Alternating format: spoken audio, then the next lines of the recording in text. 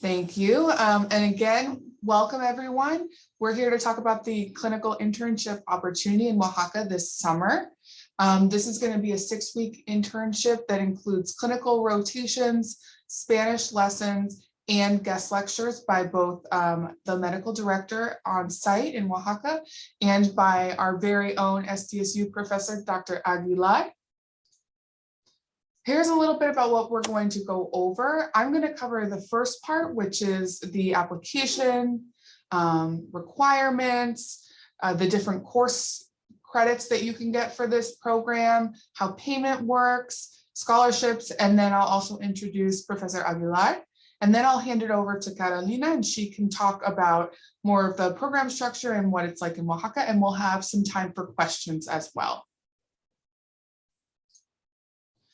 So if you did not know, we do have the applications open now until March 15th.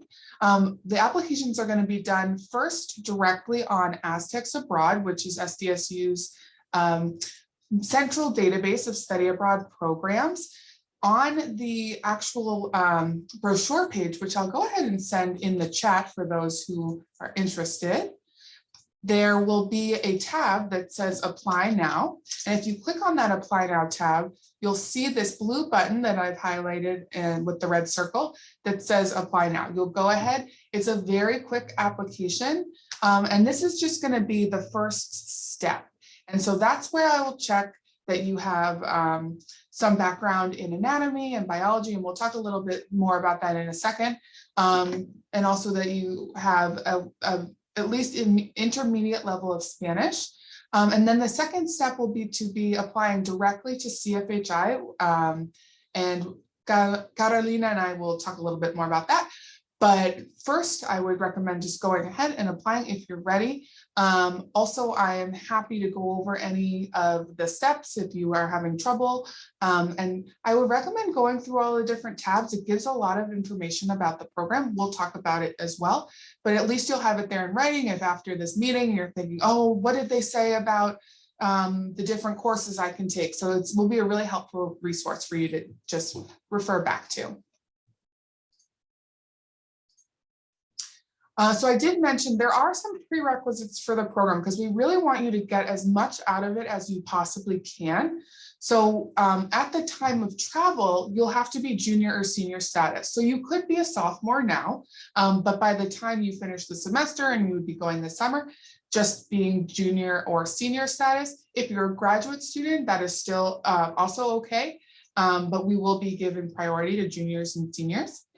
We also want you to have a background in science or human anatomy. That could be just a class here at State, or if you took a community college class. And this is because you're going to be doing clinical rotations and you're going to want to know a little bit about the background of the human body so that you can really get as much out of it as possible. And of course, we're going to be in Oaxaca, and the language is Spanish. So having an intermediate level of Spanish is really important so you can converse with the physicians and the nurses and really contribute there and also pick up on what's going on. Another one of our requirements is just a minimum GPA of 2.0. I know CHHS students are amazing and you probably have well above a 2.0, just keep that in mind. And then also just keep in mind that you will be participating in 4 to 6 hours of hospital rotations, and that could be a lot of time on your feet standing. So being able to do that and just have that in your mind when you are applying.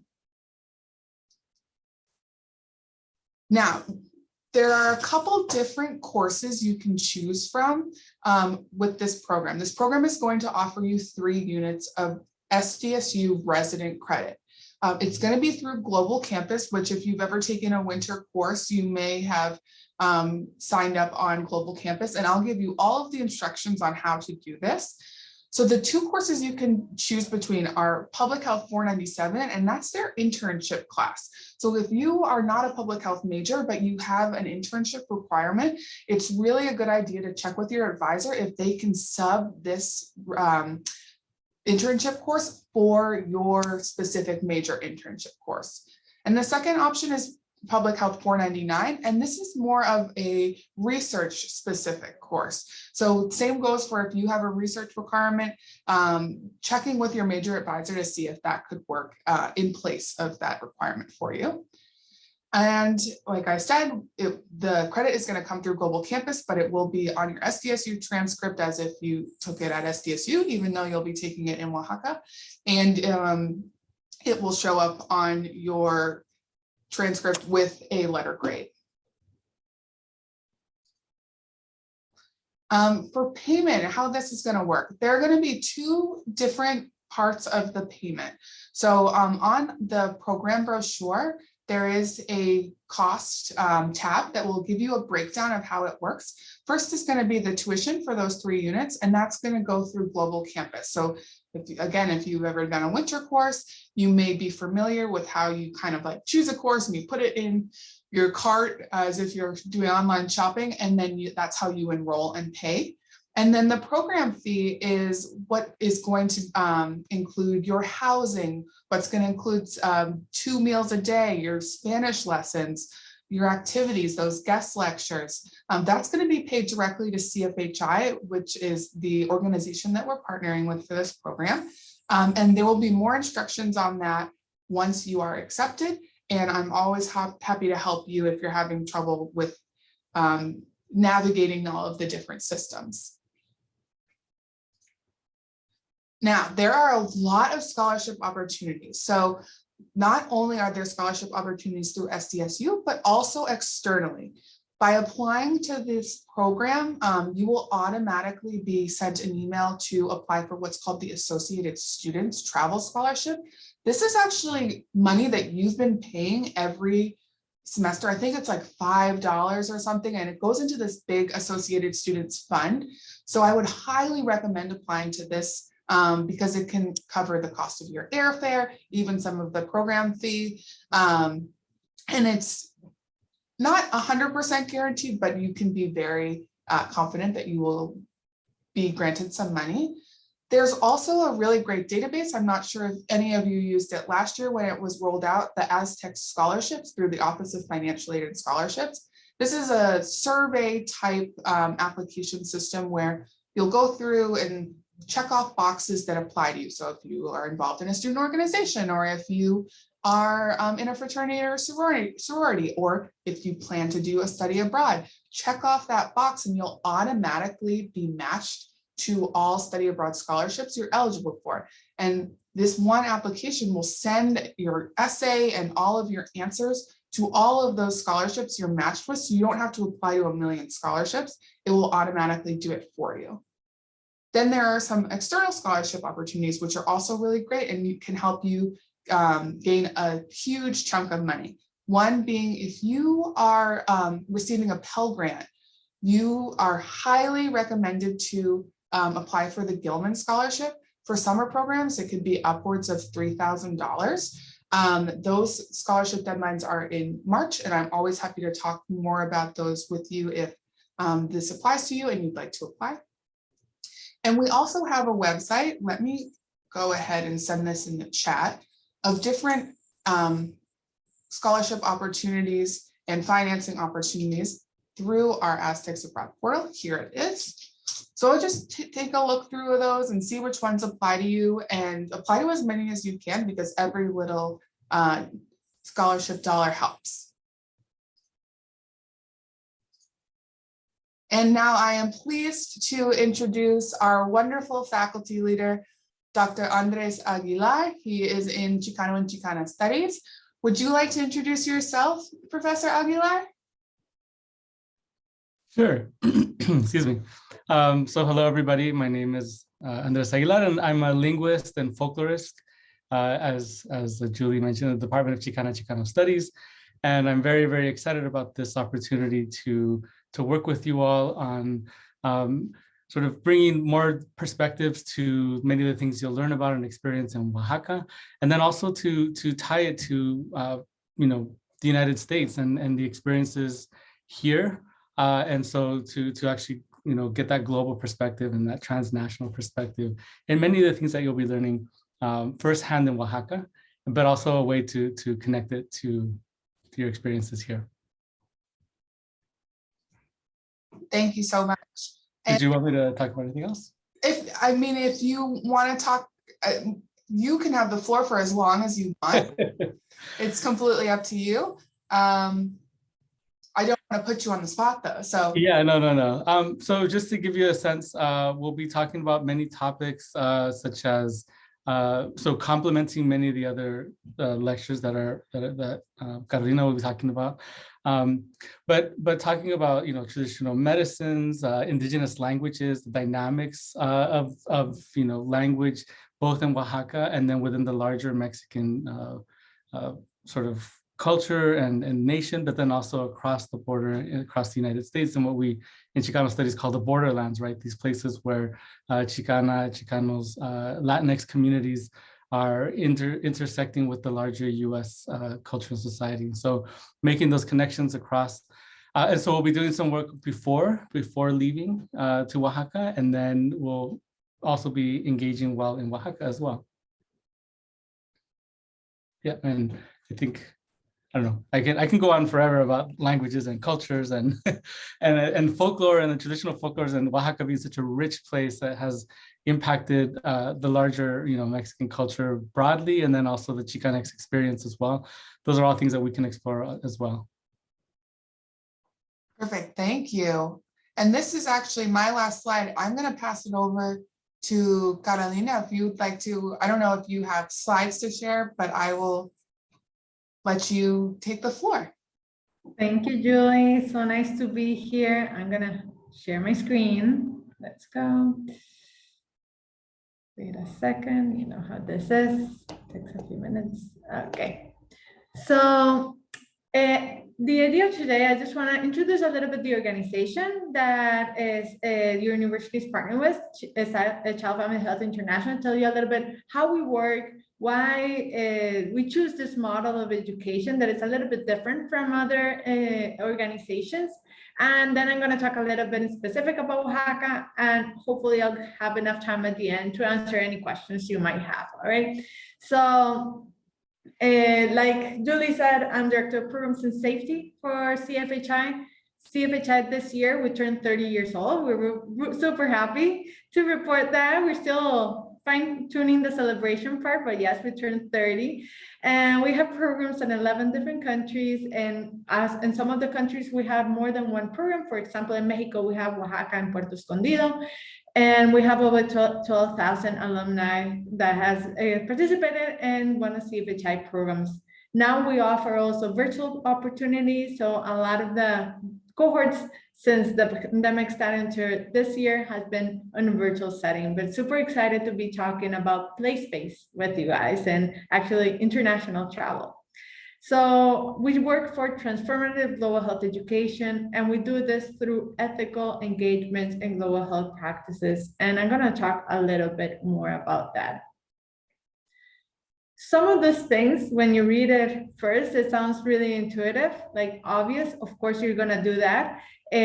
But unfortunately, it's not necessarily the norm when it comes to global health education programs, right? So our approach is definitely emphasizing existing health systems and existing resources. This means that you'll never see CFHI put you in a parallel clinic or a different program, a parallel thing that is happening just for CFHI students. Actually, CFHI students come and get embedded into the existing health system. You'll be rotating with local professionals, with local physicians, and even with local students in some of the sites.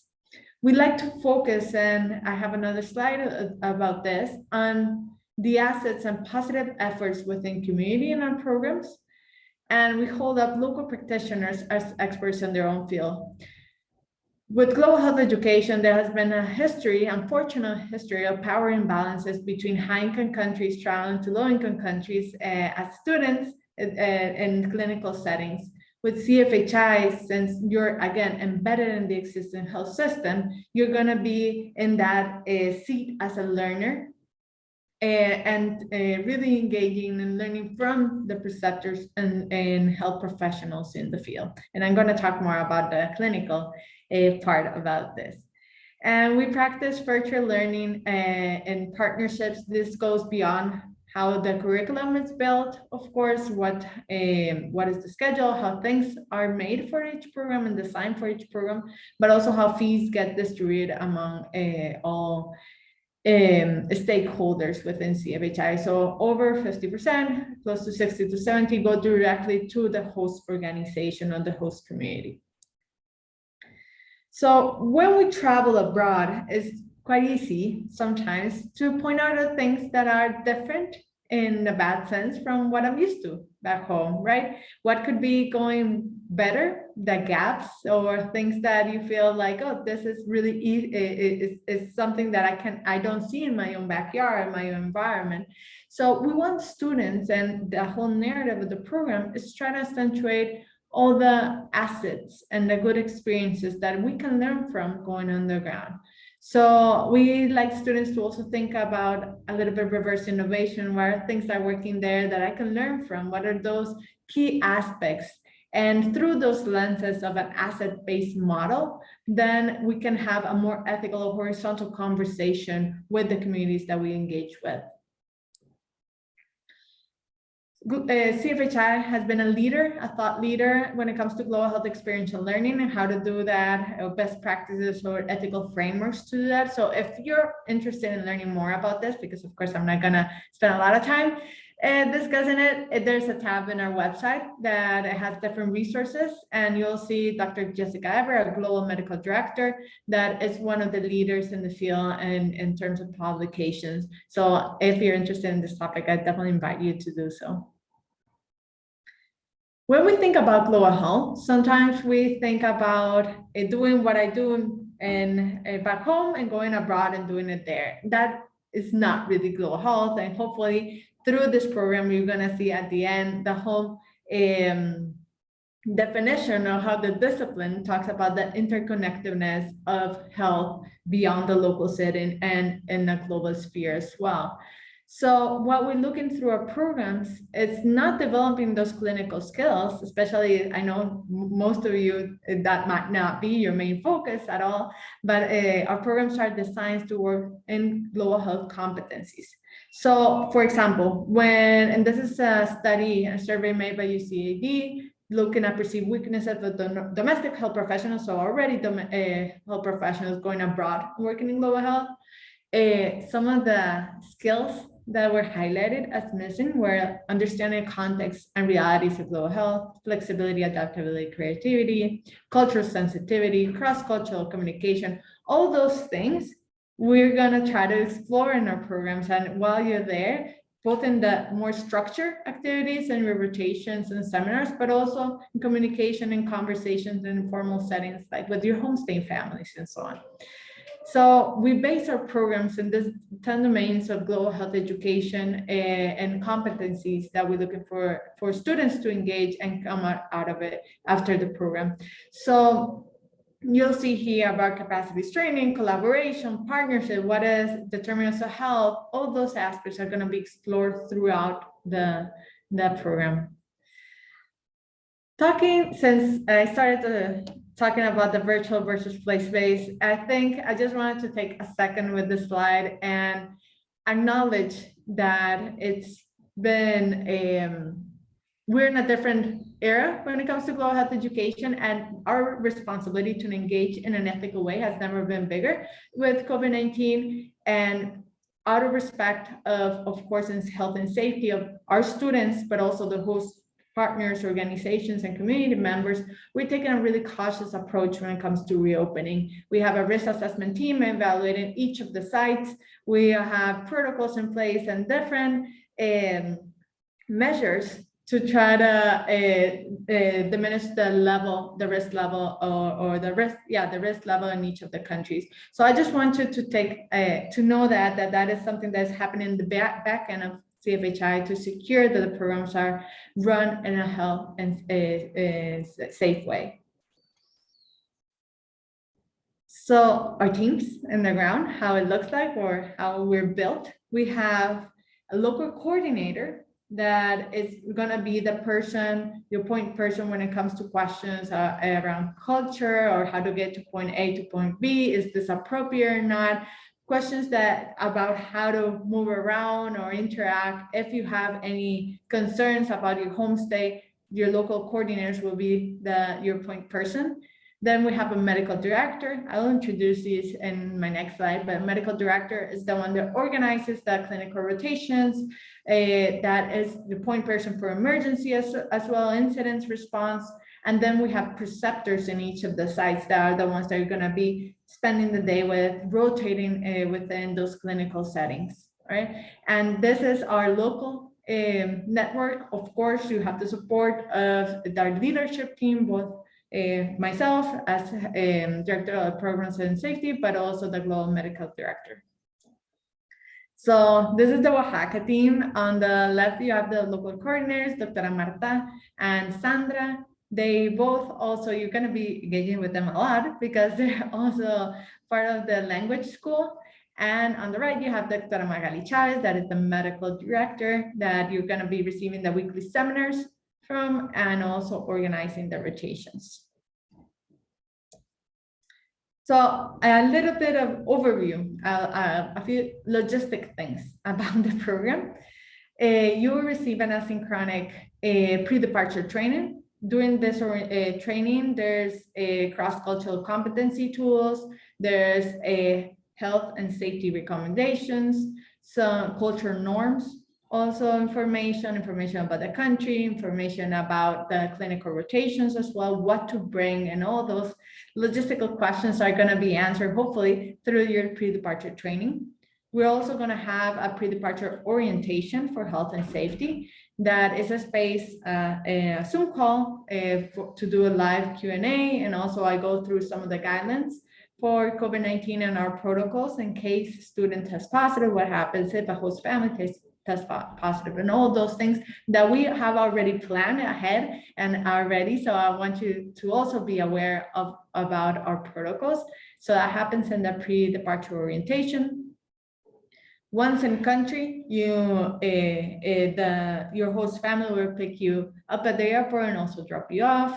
There's another on-site orientation, so you arrive on a Saturday. On Sunday, it's an orientation covering, again, health and safety. You can see here a trend, but also talking about logistics, culture, and just an overview of how the program is going to look like for the upcoming weeks.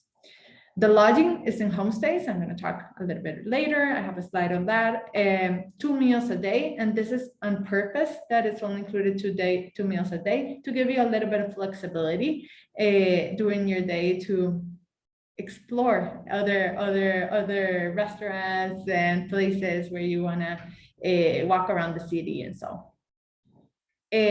Like Julie was mentioning, you're going to be 4 to 6 hours of clinical rotations per day. The rotations, you're going to be in different sites, probably each week or each week and a half, depending on availability and what the medical director decides at the moment. In the afternoon, there's time to work in different projects. If you have something, if Dr. Aguilar leaves you time or any assignments to be done in the afternoon, that'll be your time, because in the mornings you're going to be super busy, but also you're going to have the lecture with the medical director once a week. These seminars are around health system, burden of disease, different health priorities for Oaxaca, some interventions or efforts, projects being done in the community. So that will be on a weekly basis. Then we have language classes in the afternoon. And like I said, we have 24/7 emergency support line in case of an incident. So the Spanish classes, you're gonna be taking a Spanish placement test at the beginning. So you're gonna be divided in groups and appropriate to your level. It's gonna be small groups. The Becari language school is centrally located. So it's gonna be walking distance from your homestays. And there's free Wi-Fi there, and there's also opportunity to engage in other workshops like ceramics, salsa dancing, waving, different things, you'll see. So from the people that are here, the few students joining the session, can I get an emoji? Ashley, Bianca, Serena, do you speak Spanish? Yes, Ashley. Bianca and Serena, maybe not so much. Okay, don't worry. Ashley, are you a native speaker Spanish? Yes, both my parents are Mexican, so Spanish was my first language. And I also did take Spanish classes in community college because even though I grew up speaking Spanish, I was bocha. So yeah, I went to Spanish classes as well. Perfect. Yeah, I figured Lopez Tinoco seemed really Latin America, but great.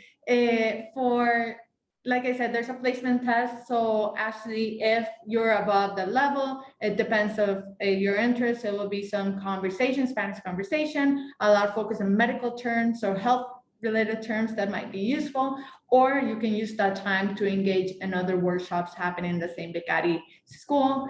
The local team will be able to guide you through that. The other, Bianca and Serena, it is okay if you're a beginner in Spanish.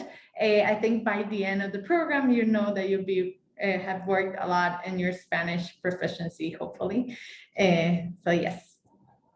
So like I said, this program is designed for you to stay in homestays. This is intentional to promote culture and immersion.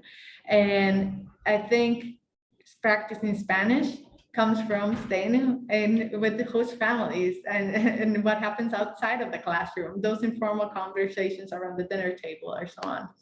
So they're all centrally located in the historic part of Oaxaca. This is a safe neighborhood. It's a middle-class family, all the families. There's 2 meals a day they're going to be having in the homestay, and students will have private rooms. Sometimes you share with another student of your same university. And like I said, they're all close to each other, not only close to the Spanish school, but also between each homestay, you're close to each other. So just a sample schedule of what to expect. So week number 1 is a little bit different because there's more orientations and there's like the orientation to each site. The medical director takes you to each of the clinical settings to teach you how to get there and who to contact and where to go, how to move and all those things. Believe me, you kind of have all the support you need to do those rotations. But like the rest of the weeks, how it works is Monday to Friday, you have morning rotations, like I said, then we have the seminar. And for example, this is socioeconomic and cultural determinants of health, but it will change and each week. Then in the evening, we have the language classes, depending on your level. That will be a class that is going to be appropriate for your level that you're going to be engaging with. Breakfast and lunch, you're going to be having with the host families, and the evening or dinner, since it tends to be a small meal for people in Oaxaca, you're going to be doing it on your own, exploring a little bit. And on the weekends, you have free time.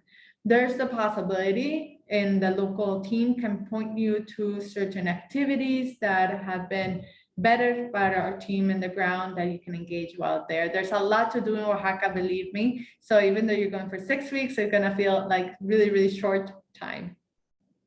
Actually, have you been to Oaxaca? About 3 years ago, I went to Valles de Huatulco, Oaxaca. So not exactly Oaxaca, but I went to Valles de Huatulco, and even though Valles de Huatulco is like small compared to actual Oaxaca City, there was a lot to do there. So I could only imagine actual Oaxaca City. Exactly. Yeah, Oaxaca is the state. I'm sorry I did not explain that at the beginning. Oaxaca is the state. The program is going to take place in Oaxaca City. Specifically, the homestays are in the historic part of Oaxaca City. Yeah. Thank you for reminding me of that.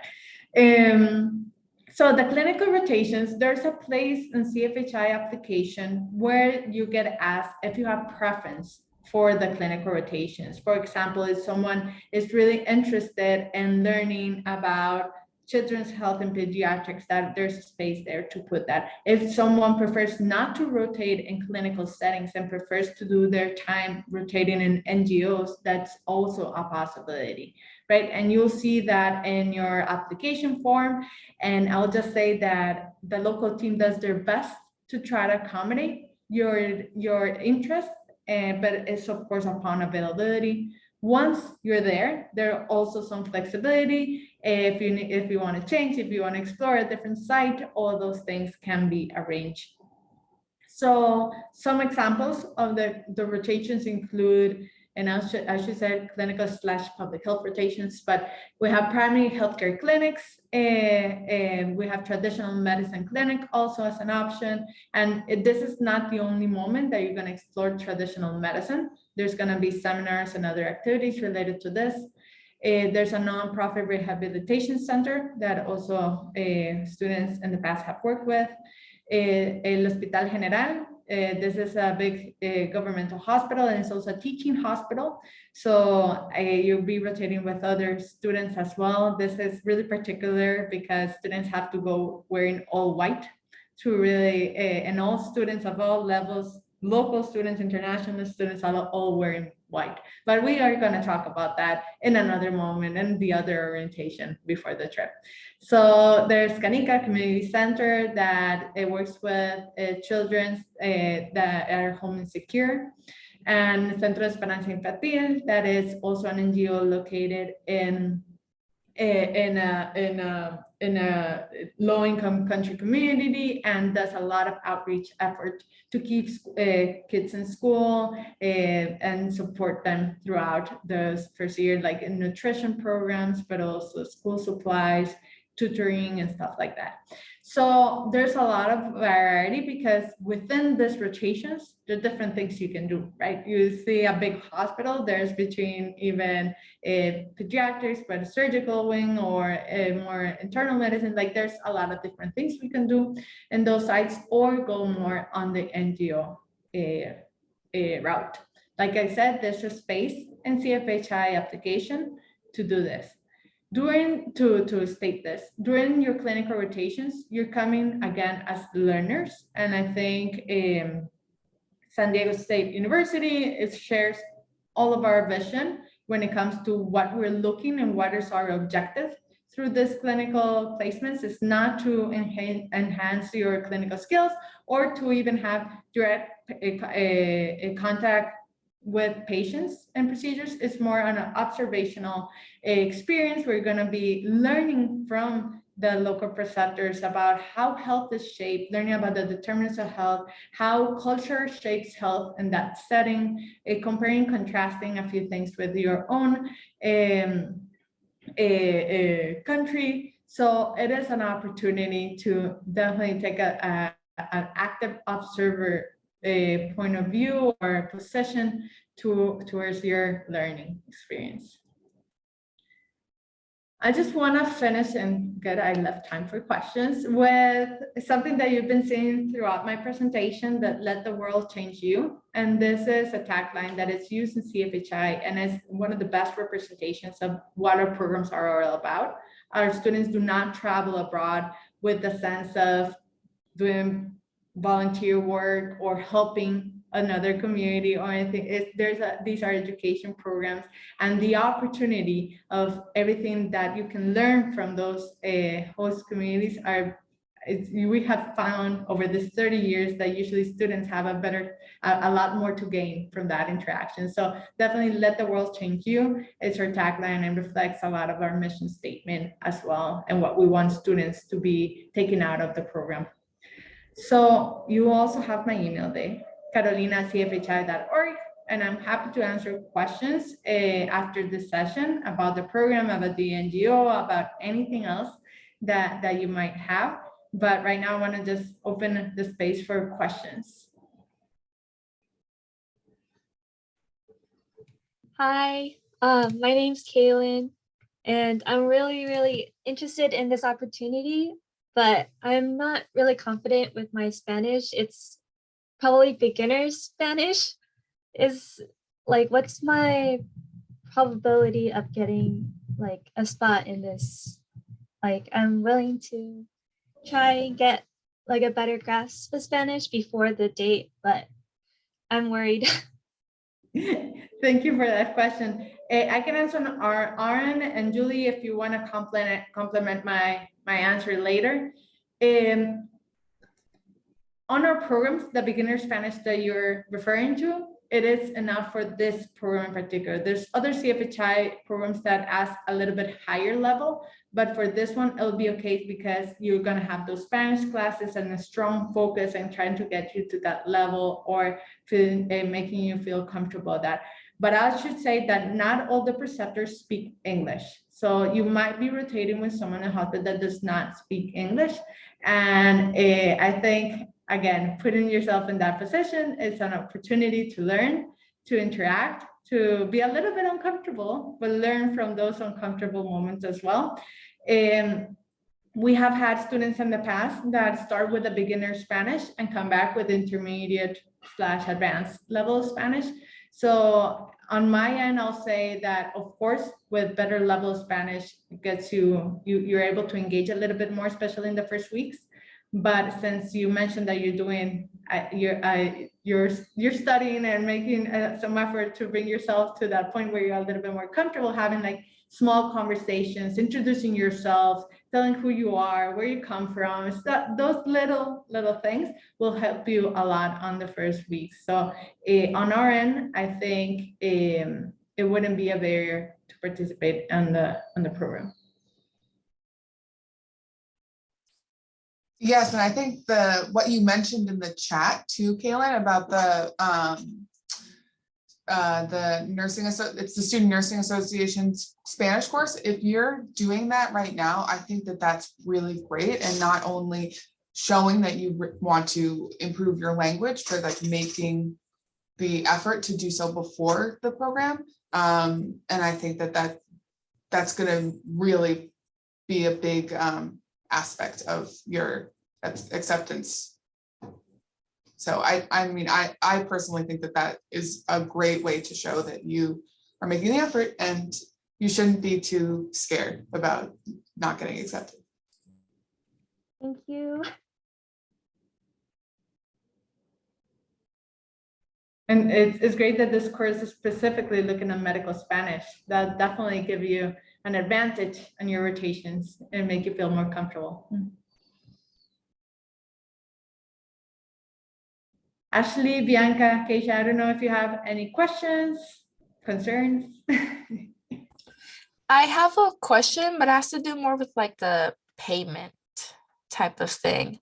Because when I was reading, I'm not really sure when the deadline is to pay, because when I was reading through the websites and everything, it said that the last day to withdraw payment is like March 15, but they deduct the $600. But we don't get notice of like we get accepted or not until the 18th. So I was like wondering, like, do we pay, and if we don't get in, do we lose those $600? Great question. So there are going to be two different payments, and sorry for that being very confusing. I'll go ahead and like go edit it.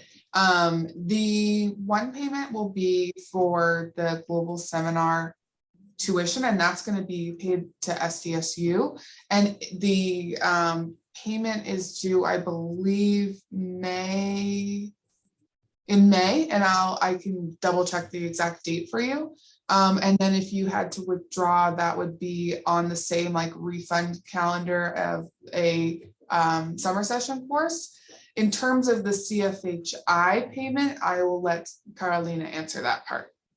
Yeah, thank you. We have made our policies more flexible after the pandemic when it comes to collecting fees. So we do not collect any fees until 45 days before the program starts.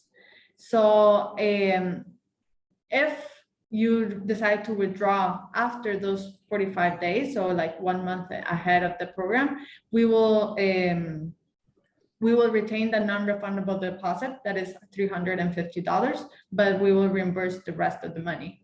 So yeah, I think there's a lot of flexibility, and that you have a lot of time to submit the payment, since we still have good time. We're good in the timeline right now, so 45 days in advance. So like the March 15 deadline isn't like really relevant, or Because it does say that on the website, like Which website so I can? it's Wait. one of the SDSU ones. Let me see if I can find it.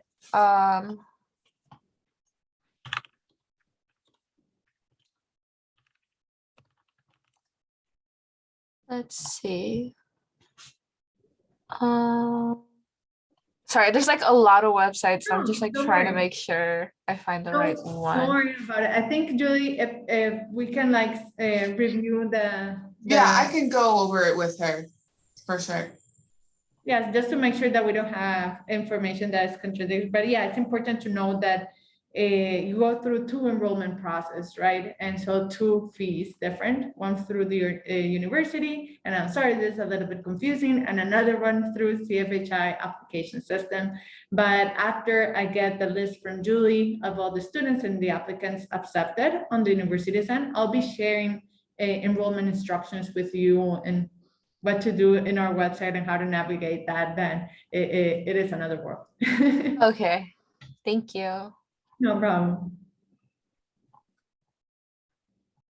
In the beginning, you guys mentioned that there's an application on Aztecs Abroad.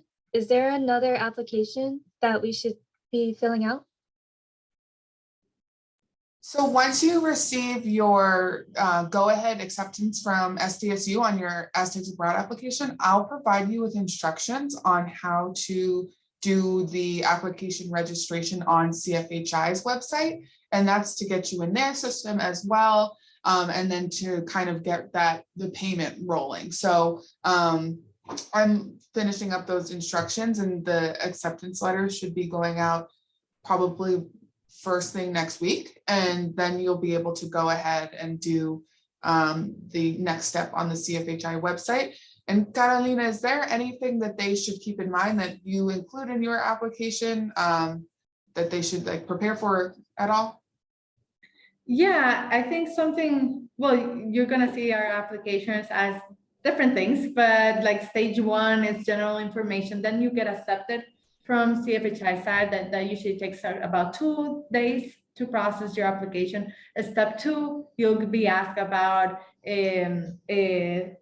housing preferences, if you have, for example, pet allergy or anything like that, that we should consider when we're placing you with a family, that there's going to be a space to detail that about the clinical rotations. Like I said, if you have any preferences, that would be, if you had dietary restrictions, again, that we should take into account. If you're vegetarian or vegan or anything that we need to know in advance so we can place you with the right family, of course. You're also gonna see a health history form, and this is again, so we're in a position to give as much support as you need throughout the program, and the link to the pre-departure training that needs to be completed before traveling. And you're gonna be receiving a lot of reminders on our end to make sure that you complete that pre-departure training before then. Yes, Keisha. So I just want to make sure, I already did the application and I'm doing the scholarships right now. Like, so for now, there's nothing else really to do until like we get notice if we're in or not.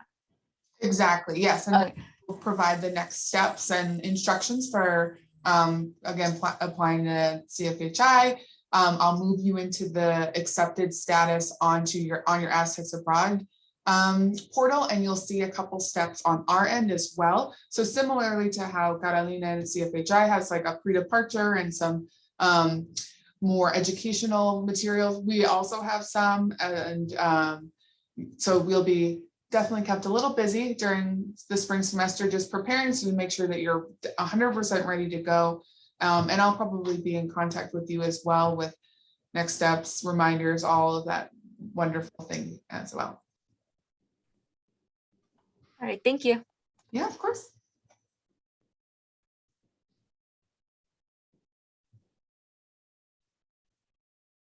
Perfect. Well, if more questions come up after the session or at any moment, feel free to reach out at my email. I know Julie's of course in contact with you for most of the questions from the admin side and the university side, but if you have some questions about logistics in the ground, I'm happy to answer those. Carolina at cfhi.org. gonna stop recording too.